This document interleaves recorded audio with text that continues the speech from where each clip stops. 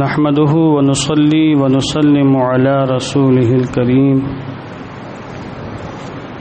أما بعد فقد قال الله تعالى في القرآن المجيد والفرقان الحميد ولله على الناس حج البيت من استطاع إليه سبيلا وقال رسول الله صلى الله تعالى عليه وسلم الحجة المبرورة ليس لها جزاء إلا الجنة صدق الله العظيم وصدق رسوله النبي الأمين المكين الكريم ونحن على ذلك لمن الشاهدين والشاكرين والحمد لله رب العالمين.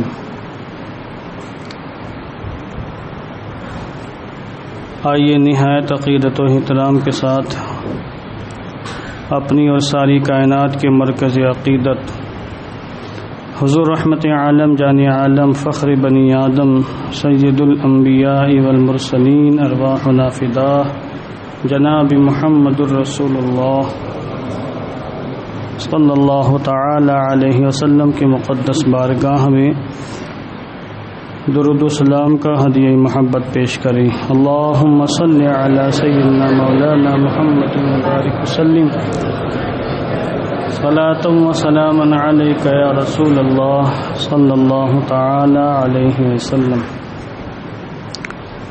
اللہ تبارک و تعالی کا بے پناہ فضل و کرم ہے کہ آج ہم پھر اس کی بارگاہ میں حاضر ہو کر انوار و برکات سے مالا مال ہو رہے ہیں. دعا گو ہوں کہ اللہ ہم سب کی حاضری قبول فرمائے اور نماز جمعہ کو ہم سب کی بخشش کا نجات کا وسیلہ بنائے. آج ماہ ذی القعدہ کی 28ویں تاریخ ہے اور ان قریب وہ ماہ مبارک جلوہ گر ہونے والا ہے جس کے مخصوص ایام میں مسلمانان عالم حج بیت اللہ کا فریضہ انجام دیتے ہیں. پچھلے ہفتے میں نے حضرت سیدنا ابراہیم خلیل اللہ علیہ الصلاۃ والسلام کی زندگی کے چند حالات بیان کیے. آج انشاءاللہ میں پہلے حج بیت اللہ کے حوالے سے چند بات عرض کروں گا اور پھر انشاءاللہ اگلے ہفتے حضرت ابراہیم علیہ السلام کی زندگی کے اور باقی حالات بیان کروں گا. پھر اس کے بعد انشاءاللہ نماز عید میں قربانی وغیرہ کے حوالے سے کچھ باتیں پیش کی جائیں گی. ہم سبھی جانتے ہیں، ہر مسلمان یہ جانتا ہے کہ نماز، روزہ، زکوٰۃ کی طرح حج بھی اسلام کا اہم ترین رکن ہے. جس طرح اللہ رب العزت نے قرآن مقدس میں نماز اور روزے اور زکوٰۃ کے فرض ہونے کا اعلان فرمایا، اسی طرح اس نے قرآن مقدس میں حج بیت اللہ کی فرضیت کا بھی اعلان فرمایا ہے. حج بیت اللہ بھی فرض ہے، اس کے کچھ شرائط ہیں، جس مومن کے اندر وہ شرطیں پائی جاتی ہیں اس پر حج بیت اللہ فرض ہوتا ہے، اور اس کا فرض ہونا قطعی یقینی ہے. کوئی بھی مسلمان اسلام کا دعویٰ کرتے ہوئے اس کے فرض ہونے کا انکار نہیں کر سکتا. فرض ہونے کا اعتقاد رکھنا تو ہر مسلمان پر فرض ہے. البتہ حج بیت اللہ کرنا کن پر فرض ہے تو اس کی کچھ شرطیں ہیں. قرآن مقدس کے اندر اللہ نے حج بیت اللہ کی فرضیت کا جہاں پہ اعلان فرمایا،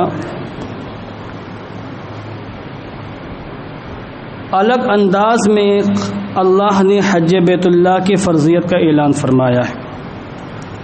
نماز فرض کرنی تھی تو فرمایا اقیم الصلاۃ، نماز قائم کرو، یعنی امر کا صیغہ آیا. زکوٰۃ کی فرضیت کا اعلان فرمایا تو آتوا الزکاۃ فرمایا، زکوٰۃ دو.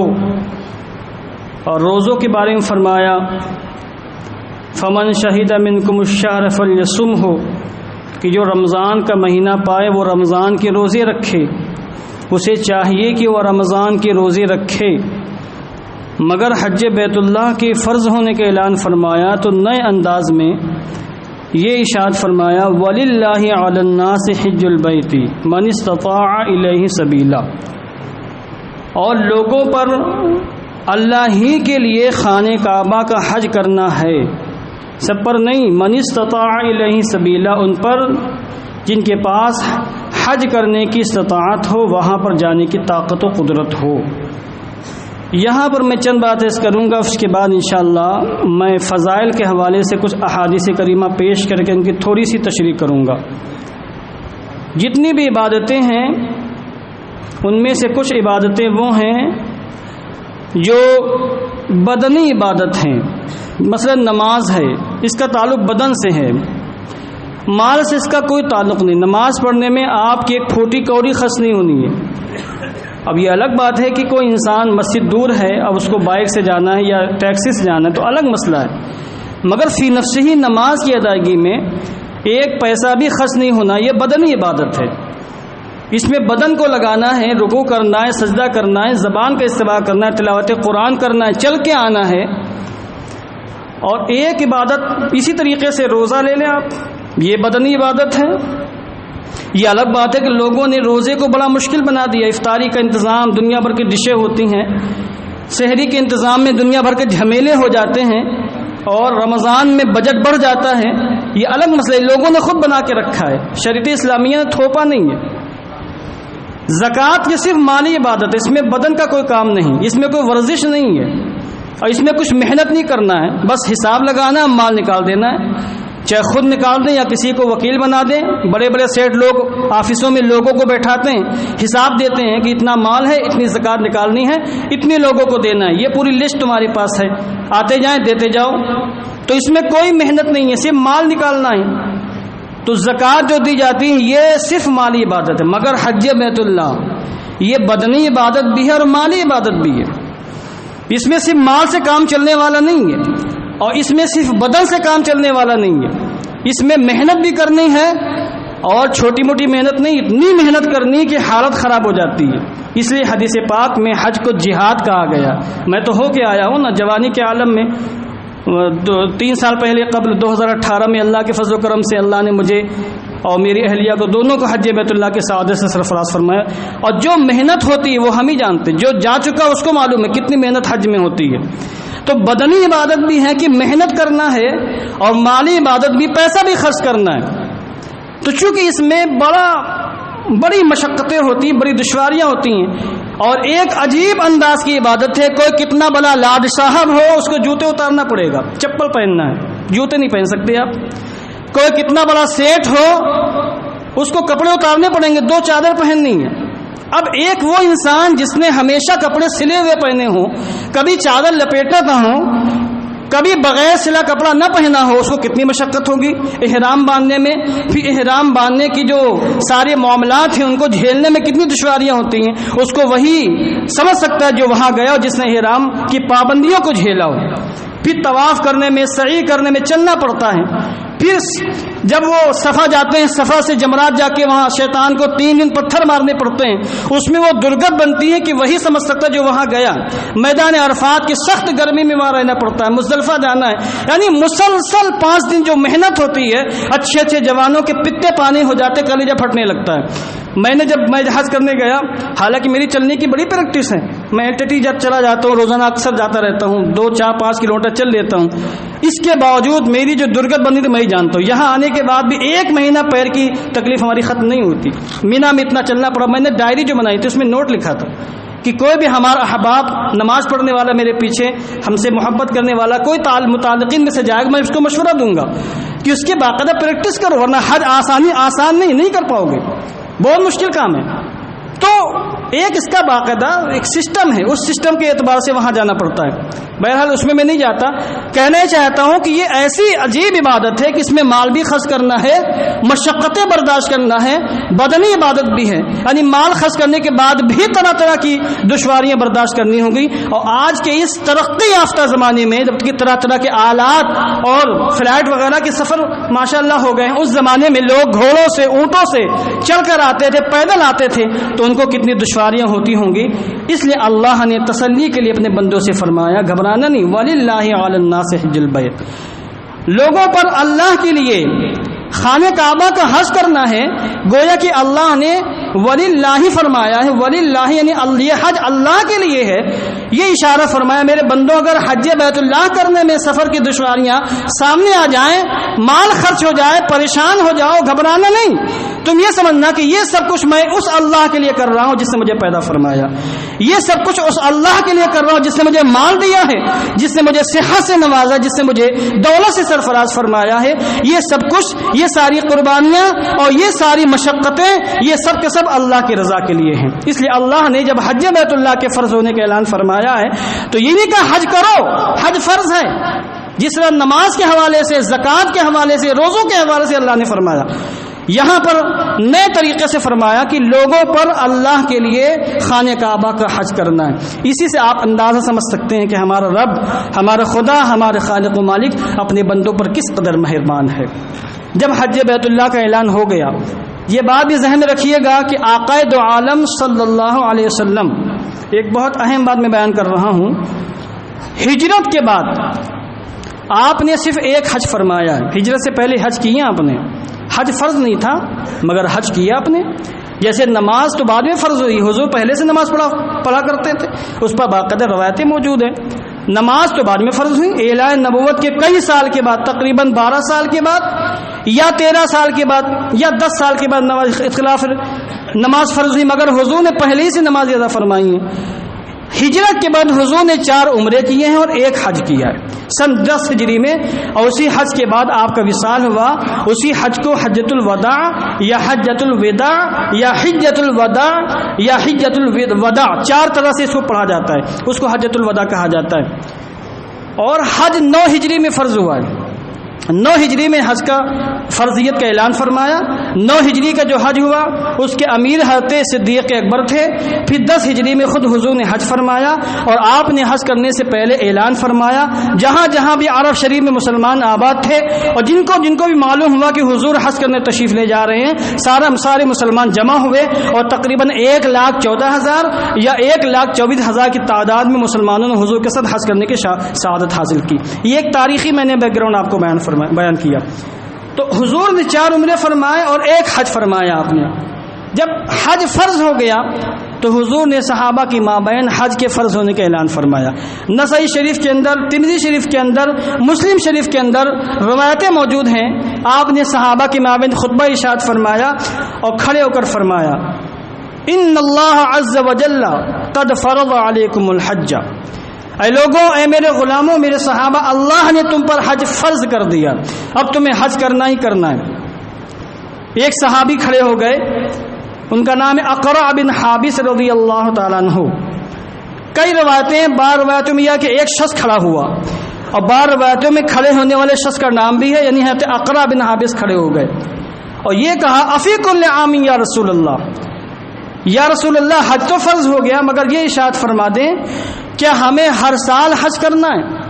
یہ تو دیکھا آپ نے کہ اللہ بندوں پر کتنا مہربان ہے، اب یہ بھی دیکھیں رسول اللہ اپنی امتیوں پر کتنے مہربان ہیں۔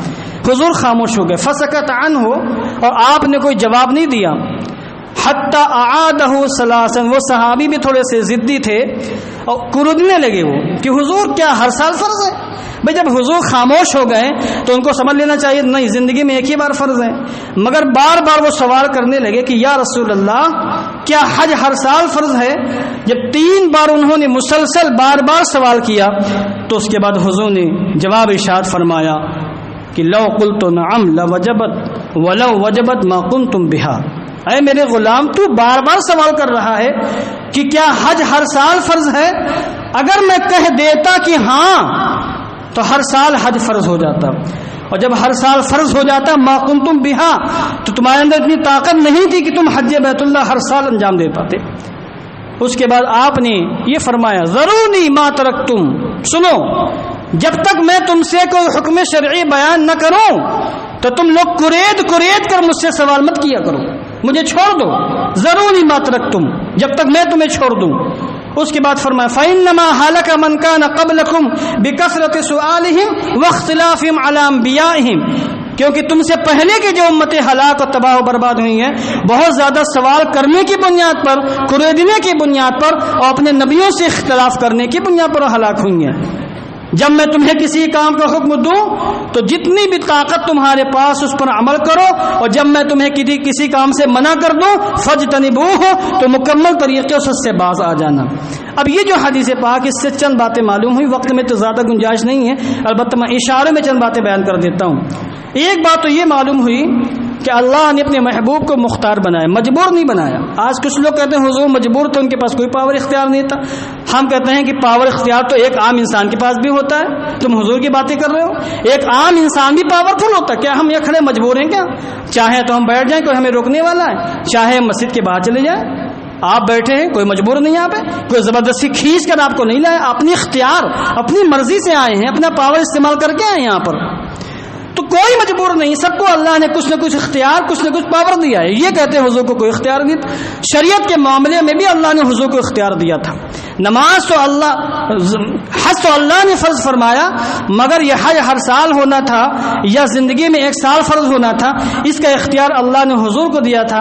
حضور نے امت کی مشقت کو دیکھتے ہوئے زندگی میں ایک بار ہی حج کو فرض فرمایا اور ہر سال حج کو فرض نہیں قرار دیا، اس لیے آپ نے فرمایا اگر میں کہہ دیتا کہ ہاں تو ہر سال حج فرض ہو جاتا۔ دوسری بات یہ معلوم ہوئی کہ لوگوں کو سوال میں کوریدنا نہیں چاہیے۔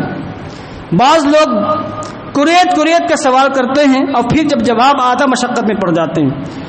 اس لیے حضور نے صحابہ سے فرمایا سوال مت کیا کرو، میں خود پیغمبر ہوں اور میرا کام ہے مسئلے بیان کرنا، حکم شرعی بیان کرنا، جو حکم شرعی ہوگا اس کو بیان کروں گا، اور تم اگر سوال کوریت کر پوچھو گے تو پھر جب حکم شرعی نازل ہوگا تو مشقت میں پڑ جاؤ گے۔ تیسری بات یہ معلوم ہوئی کہ دو چیزیں ہیں، ایک تو اوامر ہیں، ایک نواہی۔ اوامر سے مراد وہ چیزیں جن پر شریعت اسلامیہ نے عمل کرنے کا ہمیں حکم دیا، یعنی شریعت کے احکام جن پر عمل کرنا ہے۔ ان احکام کے مسئلے میں حکم یہ ہے کہ جتنی بھی طاقت بندے کے پاس ہے اس طاقت کے لحاظ سے وہ عمل کرے گا۔ جہاں تک ہو سکے نیکیاں کرتے رہو، یہ تو کہیں گے ہم، جہاں تک ہو سکے نماز پڑھتے رہو، جہاں تک ہو سکے زکوٰۃ دیتے رہو، جہاں تک ممکن ہو اچھائیاں کرتے رہو۔ اب برائیوں کے سلسلے میں حضور نے فرمایا فاجتنبوہ، یہاں مستطاعتم نہیں ہے، یعنی تمہیں بچنا ہی بچنا ہے۔ یہاں یہ نہیں کہہ سکتے کہ جہاں تک ہو سکے زنا سے بچتے رہنا، جہاں تک ہو سکے چوری سے بچتے رہنا، جہاں تک ہو سکے شراب نوشی سے بچتے رہنا، نہیں، یہاں صاف لفظوں میں کہا جائے گا تمہیں شراب سے بچنا ہی بچنا ہے، کوئی دوسرا آپشن نہیں ہے، تمہیں زنا سے بچنا ہی بچنا ہے، کوئی دوسرا آپشن ہے ہی نہیں۔ تو اس لیے شریعت اسلامیہ کے تقاضوں کو سمجھنا چاہیے۔ اس حدیث پاک سے آقا دو عالم کا اختیار بھی معلوم ہوا اور یہ بھی پتہ چلا کہ مذہب اسلام میں زندگی میں ایک مرتبہ حج بیت اللہ ہے، البتہ جس پر بھی حج فرض ہو جائے اس کے لیے حکم یہ ہے کہ تاخیر نہ کرے، اولی وقت میں اس کو ادا کرنے کی کوشش کرے، چونکہ زندگی کا کوئی بھروسہ نہیں ہے۔ لوگ ہندوستان میں بالخصوص بڑھاپے میں لوگ حج کرتے ہیں اور سیکھتے بھی نہیں ہیں، اس کا پورا سسٹم ہے، میں نے کہا کہ اس کے پورا پروگریس ہے اور اس کا پورا ایک نصاب ہے۔ جس طریقے سے انسان کوئی بڑا کام کرنے جاتا ہے اس کی تیاری کرتا ہے۔ تعجب یہ کہ لوگ حج بیت اللہ کرتے ہیں، تیاری بالکل نہیں کرتے ہیں۔ اب تو خیر لاک ڈاؤن ہے، حج ہی معطل کر دیا ان لوگوں نے، افسوس کا مقام ہے۔ سنیما ہال وہاں کھلے ہوئے ہیں، ساری چیزیں کھلی ہوئی ہیں، کتنے بھی فوٹو آ رہے ہیں، ویڈیوز آ رہے ہیں، بھیڑ بھاڑ ہر جگہ جمع ہے۔ صرف حرم کعبہ ہی میں انہوں نے پابندی لگا کے رکھی ہے، چند مسلمان طواف کرنے کی سعادت حاصل کر رہے ہیں۔ یہ ان کی شرارت ہے اور خباثت ہے کہ ہر جگہ انہوں نے کھول کے رکھا ہے، اور جہاں پر رحمت و انوار کی بارشیں ہوتی ہیں وہاں کورونا کے خوف کی بنیاد پر انہوں نے پابندی لگا کے رکھی ہے۔ بہرحال جب حج بیت اللہ جاری تھا اور میں جب گیا تو میں نے وہاں دیکھا ہندوستان کے اکثر بوڑھے لوگ ہوتے ہیں، وہ حج کوئی کسی طرح کی کوئی تیاری نہیں کرتا، ایک دوسرے کو دیکھ کے کرتے ہیں، طواف کر رہے ہیں، ایک دوسرے کو دیکھ کے طواف کر رہے ہیں، اور دیکھنے والا سمجھ رہا کہ یہ صحیح کر رہا ہے، وہ سمجھ رہا کہ یہ صحیح کر رہا ہے، دونوں ایک دوسرے کو دیکھ کے غلط طواف کر رہے ہیں۔ سعی میں بھی غلطیاں کرتے، عورتیں بھی سعی میں دوڑتی جبکہ عورتوں کو دوڑنے کا حکم ہی نہیں ہے۔ اسی طریقے سے کنکری مارنے میں اور دیگر بہت سے مناسک میں بے شمار غلطیاں ہوتی ہیں، اور ایسی غلطیاں ہوتی ہیں کہ جن سے دم بھی لازم آ جاتا ہے، بسا اوقات حج بھی برباد ہو جاتا ہے۔ تو نتیجہ یہ ہوتا ہے محنت بھی کرتے ہیں، پیسہ بھی خرچ ہوتا ہے، اور پھر حج مقبول نہیں ہوتا، مردود ہو جاتا ہے، حج کی برکتیں نہیں ملتی ہیں۔ اور پھر اس پر ڈھٹائی یہ ہوتی ہے کہ جب ان کو کہا جائے کہ یہ آپ نے بڑے میاں یہ غلط کام کیا، یہ حج میں نہیں ہوتا، اس طریقے سے طواف نہیں ہوتا، اس طریقے سے کرنے سے دم لازم آ جاتا ہے اس پہ. یہ کہتے ہیں کہ ارے اللہ معاف کرنے والا ہے, اللہ معاف کرنے والا ہے. تو پھر آپ حج کرنے کیوں ہیں جب اللہ معاف کرنے والا ہے؟ گھر میں بیٹھے رہتے ہیں, آپ دعا کر لیتے ہیں اللہ معاف فرما دے. حج تو فرض ہے, میں نہیں کروں گا, اللہ معاف فرما دے. ارے شریعت کے بھی کچھ تقاضے ہوتے ہیں, کچھ اصول ہوتے ہیں. ہر جگہ تھوڑی کہا جاتا ہے اللہ معاف فرمانے والا. یقیناً اللہ معاف فرمانے والا, مگر اللہ نے جس طریقے سے چلنے کا حکم دیا ہے ایک مومن کی شان یہ کہ اس طریقے سے وہ چلے. بہرحال اس میں لمبی گفتگو ہو سکتی ہے کیونکہ مجھے اپنے بڑے واقعات یاد ہے, اگر میں بیان کروں تو وقت اسی میں ختم ہو جائے گا. حج کو مبرور بنانے کی کوشش کرنی چاہیے. ابھی تو دعا یہ کریں آپ کی جلد سے جلد حالات سدھریں تاکہ اللہ آپ کو ہم سب کو حج بیت اللہ کی سعادت سے مالا مال فرمائے, پابندیاں ختم ہو اور وہاں جا کر ہم وہاں کی برکتوں سے مالا مال ہوں. حج مبرور کی بہت بڑی فضیلت ہے. حج مبرور یہ لفظ حدیث پاک میں آیا ہے. آقا دو عالم نشاد فرمائے الحجۃ المبرورہ لیس لہا جزاء الا الجنہ. حج مبرور کی جزا صرف اور صرف جنت ہے, صرف اور صرف جنت, اس کے علاوہ کچھ بھی نہیں. اور جس کا حج مبرور ہو جائے, مقبول ہو جائے, تو وہ یہ نہ سمجھے کہ یہ صرف اس کے گناہوں کو معاف کر دیا جائے گا, وہ یہ نہ سمجھے کہ صرف دنیا میں برکتیں مل جائیں گی, وہ یہ نہ سمجھے کہ اس کا فرض ادا ہو گیا, وہ یہ نہ سمجھے کہ عذاب میں کمی ہو جائے گی, بلکہ اس کو یہ سمجھنا چاہیے کہ اللہ نے حج مبرور کا صلہ صرف جنت رکھا ہے. جس انسان کا بھی حج مبرور بن جائے گا وہ یقیناً جنتی ہے, وہ یقیناً معاف کر دیا جائے گا. اب حج مبرور ہے کیا, اس کو تھوڑا سا میں سمجھا دیتا ہوں آپ کو. ایک وہ انسان جس نے حج کے لیے تیاری کی مال حلال سے, حرام مال نہیں, حلال کمائی سے اس نے حج بیت اللہ کی ٹھانی, حلال کمائی خرچ کر کے وہاں پہنچا. اس کے بعد اس نے حج کے تمام فرائض, تمام واجبات سنا, تمام سنتیں, تمام مستحبات کا خیال کرتے ہوئے حج بیت اللہ کو انجام دیا. طواف بھی صحیح ڈھنگ سے کیا, طواف کے جو تقاضے تھے ان کو پورا کیا, سعی بھی اس نے صحیح ڈھنگ سے کی. اس کے بعد جب مینا جانا, مینا پہنچا, وہاں پر تمام سنتوں پر عمل کیا, رمی جمرات بھی صحیح ڈھنگ سے کیا, وقوف عرفہ, وقوف مزدلفہ, یعنی احرام کے جتنے بھی تقاضے تھے ان تمام تقاضوں کو یعنی مناسک حج کو صحیح ڈھنگ سے اس نے ادا کر لیا. اس کے بعد اس نے سچی توبہ کر لی کہ اللہ اب تک میں نے جو زندگی گزاری, اب میں تیری بارگاہ میں سر نیاز خم کر کے سچی توبہ کرتا ہوں اور تجھ سے وعدہ کرتا ہوں کہ اللہ میں کبھی گناہ نہیں کروں گا, کبھی تیری نافرمانی نہیں کروں گا اور کبھی بھی تیرے در سے دور نہیں جاؤں گا. وہ سچی توبہ کر لیتا ہے اور یہ عزم مصمم کر لیتا ہے کہ مجھ سے جتنے بھی حقوق وابستہ ہیں, میں نے جن جن لوگوں کا حق مارا ہے, میں تجھ سے وعدہ کرتا ہوں اللہ ان لوگوں کو ان کا حق واپس کروں گا. جا کر سچی توبہ کرتا ہے. اس کے بعد جب وہ آتا ہے اور اس کی زندگی میں پھر انقلاب پیدا ہو جاتا ہے اور اس کی دینی زندگی میں نکھار پیدا ہو جاتا ہے, دینی زندگی اس کی شاندار ہو جاتی ہے. تو یہ سارے معاملات جس کے حج میں ہوتے ہیں, یقین کر لیں کہ اس کا حج مبرور ہے, اس کا حج رب تعالیٰ کی بارگاہ میں مقبول ہے. ایسا انسان جنتی ہے, ایسا انسان ایسا عظیم ہے کہ اس کی دعائیں خود قبول ہوتی ہیں اور وہ جس کے حق میں دعا کر دے اس کے حق میں بھی اس کی دعا قبول ہو جاتی. اس کی دعا پھر رب تعالیٰ کی بارگاہ میں مردود نہیں ہوتی. یا بہت سے حاجیوں کو دیکھتے ہیں کہ فلاں صاحب حج کر کے آئے تو کوئی زندگی میں تبدیلی نہیں آئی, فلاں صاحب حج کر کے آئے حاجی تو لکھنے لگے مگر وہ پاجی ہو گئے, فلاں صاحب حج کرنے کے بعد بھی فراڈ کر رہے ہیں, فلاں صاحب حج کرنے کے بعد بھی جھوٹ بول رہے ہیں, فلاں صاحب حج کرنے کے بعد بھی سود کھا رہے ہیں, فلاں صاحب حج کرنے کے بعد بھی گالیاں دے رہے. دیکھا نہیں آپ نے, میں نے تو حرم شریف میں لوگوں کو گالیاں دیتے ہوئے سنا ہے اپنے کانوں سے.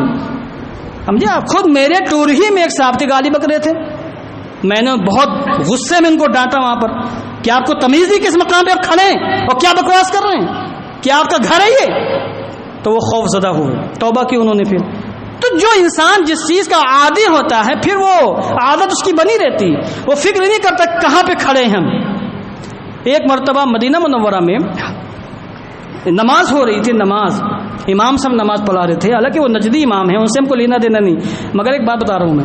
صف اول میں ایک صاحب کھڑے تھے, وہ بھی سعودی تھا, اس کے موبائل کی گھنٹی بج گئی نیت باندھتے ہی. اور یہ واقعہ ہم کو حضرت علامہ مفتی حفظ اللہ صاحب قبلہ نے بیان فرمایا. 2014 میں ان کے ساتھ میں عمرہ کرنے گیا تھا اور وہ ماشاءاللہ 12 وہاں جا چکے ہیں. ان کو تو وہاں کے چپے چپے کا علم ہے, وہاں کے عالم ہیں, ان کو بہت کچھ معلومات ہے. عظیم عالم دین بھی ہیں, ہمارے معظم مکرم عالم دین ہیں, بزرگ عالم دین. تو وہ کہنے لگے کہ اس کی گھنٹی بجی تو اس میں گانے کی وہ ٹون بج رہی تھی, تو امام نے نماز توڑ دیا. اب بغل میں حضور کا روزہ ہے اور چونکہ پہلے نماز آگے ہوتی تھی، حضور کے روزے کے آگے امام آگے کھڑا ہوتا تھا. یہ ابھی جو نیا پرنس بنا ہے سلمان کا بیٹا ابن سلمان، جن کا نام محمد ہے مگر میں ابن سلمان کہتا ہوں کیونکہ کارنامے ایسے نہیں کہ ان کو محمد کہا جائے.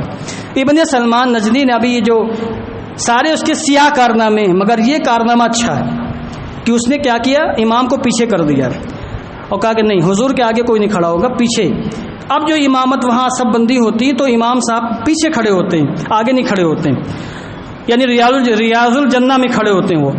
تو نماز توڑی امام نے، کہا کہ تم کو تمیز نہیں، تم کہاں کھڑے ہو، کس مقام پہ کھڑے ہو، اور تمہاری گھنٹی بجے تو اس میں گانا بج رہا ہے. تو لوگ جیسے عادی ہوتے ہیں مقام کا پھر ادب و احترام نہیں کرتے ہیں. میں بارہ سمجھا، جو بھی وہاں جائے تو جائے نا، جائے تو وہاں جا کے اعمال برباد نہ کرے، اس مقام کا خیال رکھے. کوئی معمولی مقام نہیں ہے. ادب گاہے زیر آسماں از عرش نازک تر، نفس گم کر دم آیا جنید و بایزید ایجا. کہ یہ زیر آسمان، آسمان کے نیچے ایسا مقدس مقام ہے کہ جہاں پر جنید اور بایزید بستامی جیسے عظیم ہستیاں بھی سانس روک کر جاتی تھیں کہ کہیں سانس لینے میں بے ادبی نہ ہو جائے. یہ مقام ہے. تو ان کو میں نے ڈانٹا، تم ایسے کر رہا تھا کہ آپ نے جو دیکھا نا بہت سے حاجیوں کے حالات، تو اس کی وجہ یہ ہے کہ یہ تو مال حرام سے حج کیا انہوں نے، یا تو وہاں جا کے سچی توبہ نہیں کی انہوں نے، یا تو انہوں نے حج کیا صحیح ڈھنگ سے حج نہیں کیا. تو جن کو بھی اللہ بعد میں حج کرنے کے توفیق عطا فرمائے تو آپ حج کا فارم بھرنے سے پہلے اس کی تیاری کریں. پہلے یہ غور کریں کہ ہمارا مال یہ حلال ہے کہ حرام ہے، پھر یہ غور کریں کہ ہم نے حج کے بارے میں کیا تیاری کی ہے، حج کے فرائض، حج کے واجبات، حج کی سنتیں، حج کے مستحبات، پھر وہاں کا ادب و احترام کہ خانہ کعبہ میں، حرم مکہ میں اور حرم مدینہ میں کس طریقے سے ہم کو شب و روز گزارنے ہیں، اس کو بھی باقاعدہ پڑھنا، اس کا مطالعہ کرنا ہے. اس کے بعد یہ غور کرنا کہ ہم نے کس کا حق مارا ہے، کس کو گالی دی ہے اور کس کی شان میں گستاخی کی ہے. ان سے معافی مانگ کر، ان کا حق دے کر وہاں جا کر اگر حج بیت اللہ صحیح ڈھنگ سے کریں گے اور پھر سچی توبہ بھی کریں گے تو آپ یقین مانیے کہ آپ کا حج مقبول ہوگا، حج مردود نہیں ہوگا. اور جب حج مقبول ہوگا، حج مبرور ہوگا، تو ایسے حج کے بارے میں اللہ کے رسول نے ارشاد فرمایا ہے الحجۃ المبرورہ لیس لها جزاء الا الجنہ.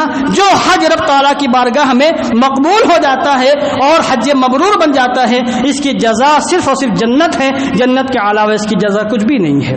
دعا کرتا ہوں کہ اللہ عز و جل ہم سب کو نیک صالح پرہیزگار بنائے اور حالات سدھرنے کے بعد جلد سے جلد ہم سب کو حرمین شریفین کی زیارت سے شادکام فرمائے اور ادب و احترام کے ساتھ شرعی تقاضوں کو پیش نظر رکھتے ہوئے وہاں جا کر ادب کے ساتھ حاضری کی ہم سب کو توفیق عطا فرمائے.